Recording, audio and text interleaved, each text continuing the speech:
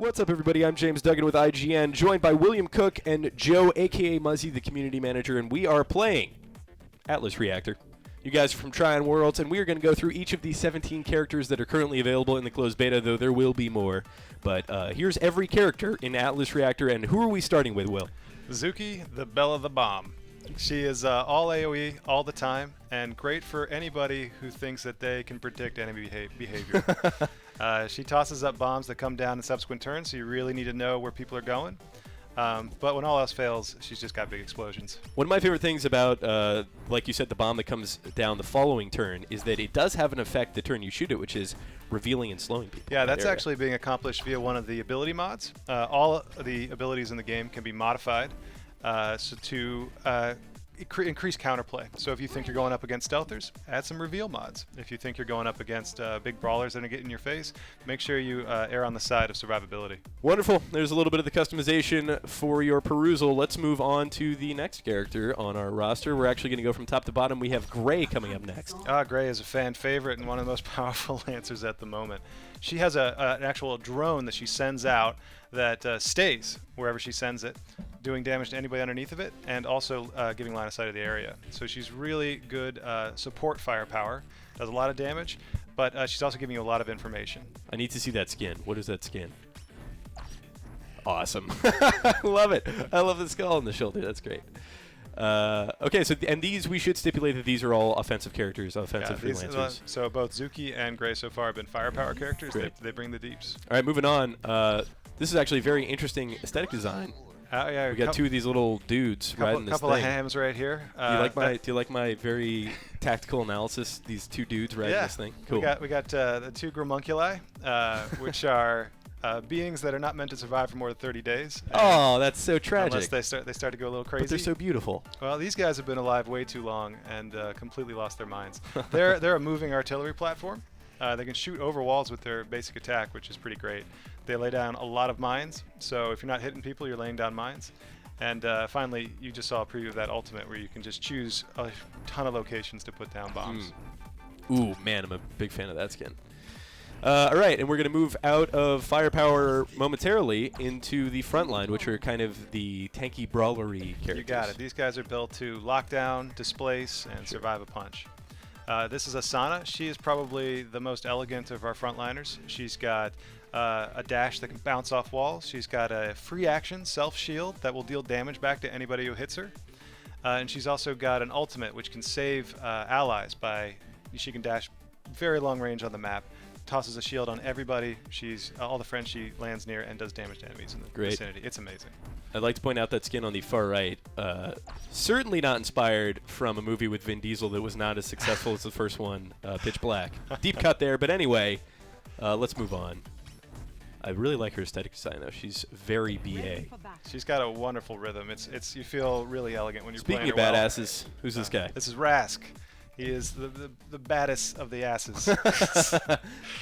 He's great because his ultimate, you don't have control over when it detonates. It just happens when you get to 100 energy. Oh, wow. But it resets all of his cooldowns. So you go in and nobody is sure what you're doing. You're dashing around, you're throwing people around, and you can constantly self-heal. And his ultimate is that kind of like plasma-y toxin that spews out of him. And it's a free action, so he can do other actions on top of that. So he might dash on top of you, then toss plasma everywhere, then his cooldowns reset, and he dashes right out. Wonderful. Oh, man. That is the skin to have. That purple one. The purple and green. You got it. Levo right there. Best skin NA.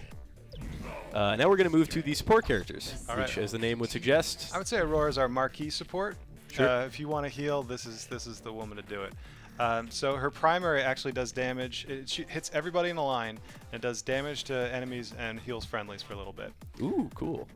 She's got also an AoE field called Ion Cloud. She's got a single target heal that actually knocks back targets around the heal target, so you can help kind of lock down enemies or displace them around. You know, it's great for getting away.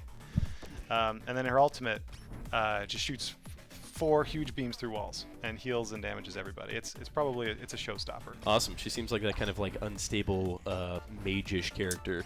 That is pretty accurate. Yeah. Excellent. She decides who lives and dies. So I've played a few games with this guy, and he has been extremely annoying in every game. I hate how cute he is, and also how powerful he is. He's our little resident troll. This is Cork. He attaches beams to enemies and friendlies, and then once he has a beam attached, it heals or damages every turn, so he doesn't have to keep using that ability. So once he's set up, he just kind of needs to stay within range of people, and then he can power up those beams that are already attached. I hate his stupid face. That's what we were going for. It's extremely cute. I love to hate him. Yeah, I actually really like that. It's kind of like a little bit 2D and cartoony, and but it's just on the face. He's like, if you listen to his dialogue, you'll begin to appreciate him even more. Wonderful. It's a little detached from reality. All right, let's jump back up to the firepower character. This is Oz the Trickster. Speaking of small, annoying gnome roguish types. Have you ever played against this guy yet? I have, yes. Yeah. He makes a mirage of himself? Yeah, he basically got an after image he leaves whenever he moves. He leaves an image behind, and then he can shoot from both locations. His dash, his survivability, actually swaps the two, so he can shoot at the same time he's actually repositioning. I've seen that. Yeah. Very, seems like a high-level play character. What is this guy rated in terms of difficulty? So you do have difficulty ratings that are more suggestions than... That is true, and he is on the top end of it. Nice. He can deal a massive amount of damage, but if you know how he works, he's also very vulnerable, so you can take him down. Looking dapper in his little magician suit. Oh, I love that master style. I got to get level 10 just so I can unlock that. All right, Pup. we got Pup. He's probably one of my favorite, if not my favorite, Atlas Reactor mascot. Bam! There's a huge jaw coming out of him. Go Gadget staple remover. I'm not sure how physics work, but yeah, that's impressive that he has that enormous jaw and that tiny little dome-shaped head of his. It's quite nice. It's quite handy. It steals life as well, and it does the most single target damage in the game. I was going to say it hits quite hard. Yeah. And you look cute while doing it. There you go. So he can go invisible. He can dash incredible distances. He can just keep munching on people and staying alive. Key question about these skins: does the mouth look different in each one? Like the one that comes out? Yep. Wow. Kudos. Couldn't disappoint you. Yeah, it would have been disappointing. I won't lie to you. We should also mention that there are taunts for every character. Yeah, we haven't really been showing those. I'm sure we'll see some on screen. Yeah. But here, let's just... There you go. There's that giant subwoofer. Oh, it's a subwoofer. Woofer. Oh, get it. I get it, you guys. Next up, Ellie. We played a game with her earlier. You can check that video out. It's on IGN.com. And that was basically an introduction video, and she's kind of a very versatile character with a shotgun that you can control the length and width of the shot. Yeah, she's our cold-hearted hitter. She's very good at dealing a lot of damage to a lot of people. And she has this really cool dash. It only moves one square, but you can shoot it from that location in any direction, as if you were just shooting, as if you started your turn there. So she's really good at slightly repositioning herself and still doing a ton of damage. Wonderful. And there's the sweet Mad Max. I mean, post-apocalyptic skin, not inspired by any one particular movie or genre by any means. Whatever you'd like, so long as you enjoy it. Excellent. Garrison, probably one of the coolest looking armory characters. He is our one-man army. He is a frontliner, so we just went through 3 firepowers back onto frontline. He is the best initiator. He's just because he's going to jump on people, he's going to slow them all, and then he's just made of rock. He's so tough. And then he drops. Oh, that's his ultimate that drops that kind of healing pot on people that crushes them. And he can call it down anywhere on the map. Nice. Crush somebody and then drop a bunch of healing power-ups where their corpse is. Oh, get away from her, you bee! And now he's ready. A little bit of Ripley. All right. Now he's ready. Enough. He's ready to fight. He's ready to fight a xenomorph. Wonderful. Face punching time. Face punching time. And here we have Rampart. Rampart. This guy is probably my favorite frontline for that shield. Just that shield. We've been experimenting with his ability since we started the game of just being able to stop all incoming damage. Oh, wow. Look at it extend. It's Boom. exciting. Nothing gets through that. That's really cool. Except all the things that do. Oh, Lockwood's shot bounced off of it. Yeah, that's so there's some cool, I wouldn't necessarily call that a synergy because it's the enemy team, but some interesting repercussions. Man, have you considered having a friendly one of these be able to deflect Lockwood shots? That would be some next level stuff. Ooh, nice. So he's also got a pull. So that's how he doesn't really have a dash in his primary, his first 4 abilities. Sure. He does on his ultimate, so he can jump in the way and save somebody. You can take a catalyst, correct? Yeah, you can take Catalyst. So. But that's a one-time use deal. Yeah. Showing off some excellent taunt. Oh, nice. I'm into that one. That's a good one. Helio, a character that we did a little competitive match with the guys back at your studio, and one of them. You saw the Combo King in Sure. action. This guy, he's got his main support ability is actually that number 2, that shield. He's got charges of this, so he can actually toss them out back to back. It's a free action as well, so he can also be doing something else. So he's really versatile in that sense. But he's got no way to truly heal, so all the shields evaporate after 1 turn. Well, who needs the ability to regenerate when you can create a black hole on a friendly that just annihilates your team? Yeah, I'll probably splice in a little B-roll of that because that was just embarrassing It's for, an amazing for all the guys on the amazing enemy combo. team. Very, very fun. And then the final support we're going to talk about. He's new to the roster. Dr. Finn. Just came out today. Well, whatever the date is. when this video comes out. Probably a couple weeks ago, actually. Yeah. But go ahead and turn him around. I want to see he's housing a little creature in there. Oh, he's got some eels in there, which he tosses on. A little bit reminiscent of that poor thing that Jerry gets exposed to at the beginning of the Rick and Morty intro. So he's got a bit of a mix of stuff. He's generally a good AoE support. His primary can spread out and do less damage, but hit a lot more targets, which is great for gaining energy to power your ultimates. He does not have a healing ultimate. He has just a huge whirlpool that he summons that just sucks everybody into it. He's also got a bubble that can shield people and a bubble spray that can heal people. So he's got a little bit of mix from some of the other support characters. I think my favorite ability is shooting out those eels, though, because once they're on a target, they start jumping to other enemies within range on subsequent that's turns. exciting. Like a swarm of aquatic locusts. Yeah. Here you go. Lockwood, this is kind of the introductory character that you play in the tutorial. Yeah. For good reason. He's got a very interesting, fun kit that I think shows off a lot of what this game is doing. I think Lockwood might have the best primary in the game.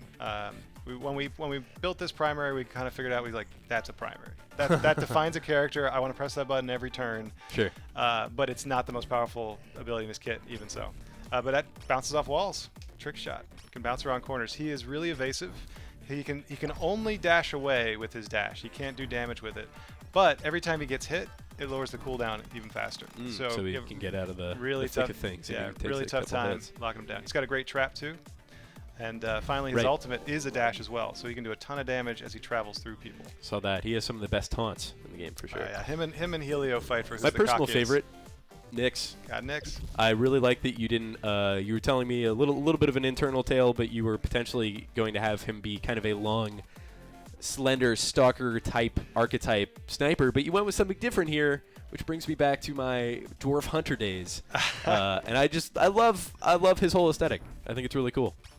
He's the lithe, slender sniper actually turned into Gray the Tracker, who you also see is also a very popular character. So it was nice that no matter what we concepted, they both became very popular. But yeah, Nyx is our sniper. He's got a free action stealth, so he can be shooting and kind of fading out of existence, moving around. You're never quite sure where he is. But that's the suit. Doesn't have a dash, so if he gets slowed down, if he gets crowd controlled, he's very easy to take out. He's very slippery and sneaky. And then the final character we're going to talk about is Titus. Yeah, he's our stalwart. He's our crazy berserker man. He is a frontliner. He's probably the most firepower oriented of the frontliners. He loves to run in, do a lot of damage, and just try to stay in there on people. A lot of his mods are actually based on survivability because he doesn't have anything built into his kit that helps him survive. So he can be deceptively tough. And he's got a free action that kind of gives everybody a damage buff around him, including himself. He's really good with a melee-centric team because they'll all be around him in combat when he shouts and gives everybody damage buffs. I like that. Yeah, it's pretty good. That's what it sounds like. That's pretty much that. Excellent. Can't wait to see some of the taunts with that particular skin. So that was a look at the current 17 characters in the closed beta. You can go to atlasreactorgame.com or atlasreactor.com, sign up for the closed beta, or if you decide to purchase the game, you get in for sure. Play right now. And just a little bit of context about the game. It is a turn-based multiplayer game where you are playing one of these along with 3 allies and facing off against 4 enemies. So every single character is controlled by a human unless you've built a robot to play for you, I suppose. But it's unique because it shares a turn timer of 20 seconds, so it is always your turn. And it is always fast and intense. It will test your decision-making skills, that is for sure. You got to coordinate with your team. You can see what they're doing as well, so you can try to combo together. And 20 seconds is never enough time. Excellent. All right. Well, for all things Atlas Reactor, keep it right here on IGN.